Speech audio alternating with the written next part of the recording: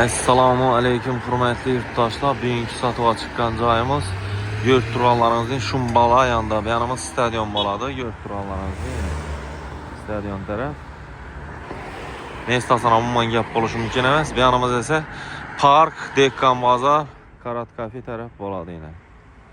Sho'rimizda 4 etajli domimizning 3-etajında bir xonali to'g'ri girib yashaydigan remontdan chiqib turgan joyimiz arzon narxda zudlik bilan sotiladi.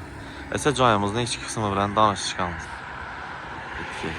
3-qavatimizga yetib keldik. Ko'rib turganlaringizdek shu xonadonimiz bo'ladi. Eshiklarimiz rossiyskiy demir eshik bo'ladi. Yaxshisidan qo'yilgan. Girgerimiz ko'rib turganlaringizdek super mo'shi aboylardan chiqqan ajoyib etib zet qo'ydilar. Berimizni Pirixoshka zonamizda yine ko'rib turganlaringizdek ayak telerimiz laminat ve Pirixoshka zonamız ham ajoyibdan yaxshisidan qo'yganlar. Joyimizdan bir qator tanıştırıp chiqamiz. Joyimizda umuman gap bo'lishi mumkin emas. Berimiz sanuzilimiz bo'ladi, untadimiz yaxshisidan tozasidan qo'yilgan vannamiz bo'ladi. Yanimizga keladigan bo'lsa, kuxnimiz bo'ladi. Kuxnimiz ham bir e'tibor qiling. Aqua aynalar hurmatli yurtdoshlar. Artil firmasiniki, xaladiniki yaxshi toza paketinden qo'yganlar. Gaz plitamiz ham yaxshisidan turibdi ajoyibdan.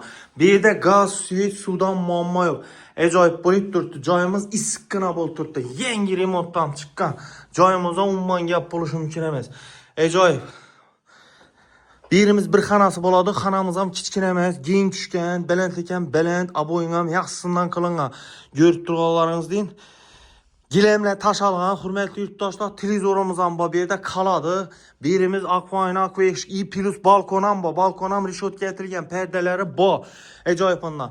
Birimizda o'tirib bemalol choy ichib televizor ko'rib o'tiradigan joy ham bor. Bu narsalarimiz ham qoladi. Joyimiz hurmatli yurtdoshlar barcha jihozlari bilan zudlik bilan sotiladi. Arzon narxda. Joyimizning narxina keladigan bo'lsa, hurmatli yurtdoshlar 255 million zudlik bilan ekranda berilgan telefon raqamlariga telefon qilaverasizlar.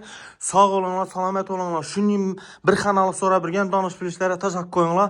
Mendan dim ko'p odam bugun o'zida bir 50 odam so'radi telefonni, bir xonali joy yo'qmi deb. Bu narsalar hurmatli yurtdoshlar ajoyib va yaxshisidan. Yine